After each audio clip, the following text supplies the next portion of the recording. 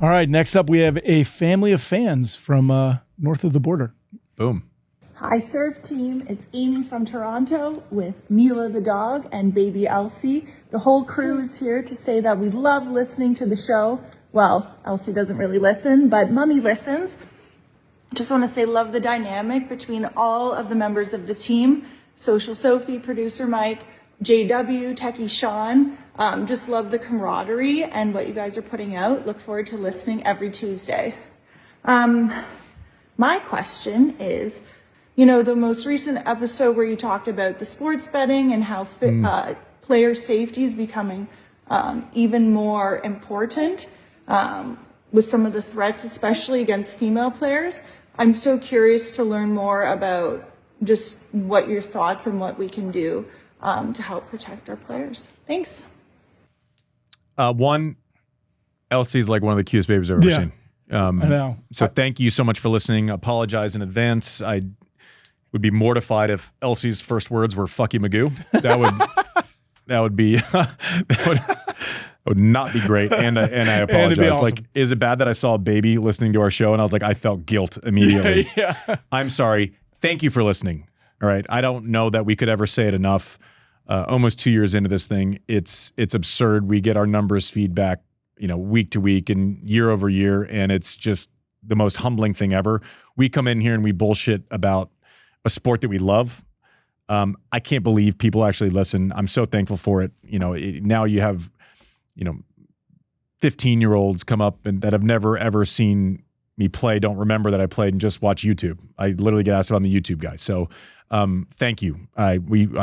You were saying how much you appreciate the camaraderie. It's something that we feel. I'm thankful for our team. It's something that is genuine.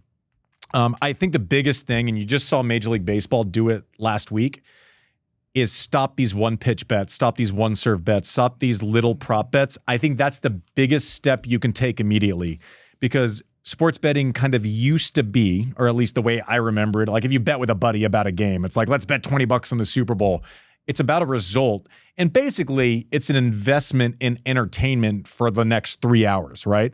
And we can be good-natured. Your team sucks. You say go blue when John Legend says, Buckeye or what, so it's just these little prop bets. One, the athletes, it's gotten to a point where, and we saw with Clase and this other pitcher in Major League Baseball, where the guy was doing it last year and his ERA was under 1.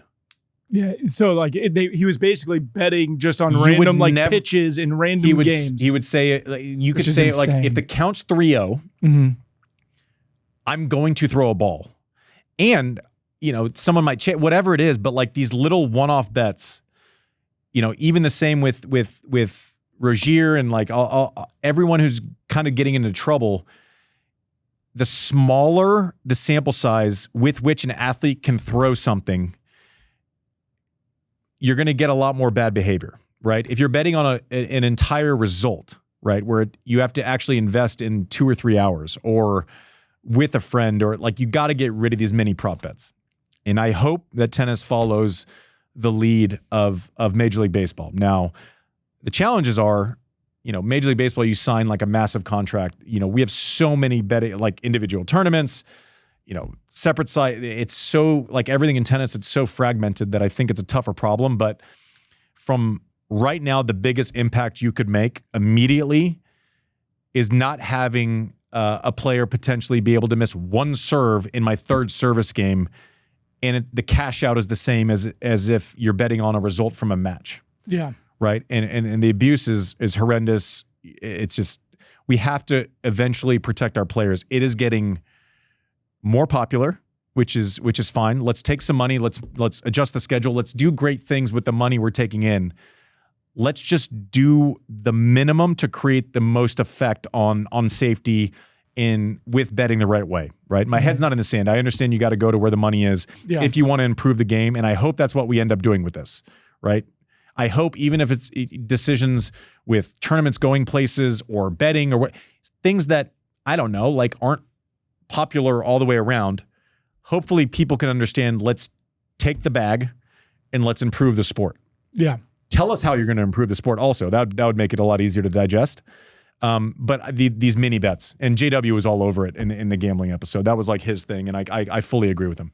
Yeah, I think there's a big part of the abuse too comes from the fact that it's so much easier for people to get touch points into athletes nowadays. And I think tennis players more so than other major athletes run their own social media accounts, right? Like they are getting messages from folks and they're seeing them because they are the ones managing their own accounts, unlike Tom Brady or somebody like that. Well, the entire landscape of connection between athlete and fan has changed with social media. Yeah. Right? We used to go play Memphis, and what you would do is you'd sit down with the 5 journalists in Memphis who, had to run the stories for the region, and you would tell a story to that region.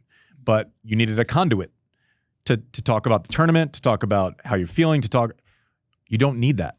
Now, massive profiles are still available, but that week-to-week thing, like players, the advantages are players can largely control their own narratives now, right? Like you don't need someone, and you used to do an interview and you had no idea how it was going to come out. Like you don't know if you're going to get smoked.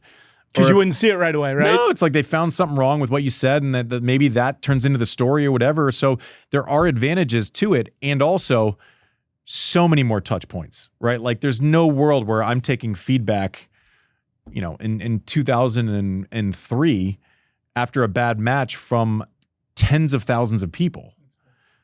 And like anyone betting on one serve, a significant amount of money, isn't going to care about your feelings for the most part. If it's enough money to ruin your day, I just think you're more likely to get an extreme reaction from that person, right? And if that's their livelihood that they've somehow held you accountable for, isn't it amazing how bettors, it's like when they win, it's like, why'd you win? Because I am a great gambler. I am a great gambler. That's why I won. Yeah. Why did you lose? Because that player sucks. Yeah, I've never actually thought about it that way. That's actually great. Yeah. I'm a great gambler, but when I lose, it's because that player sucks. And I'm going to write a nasty anonymous note to that player because I suck at gambling.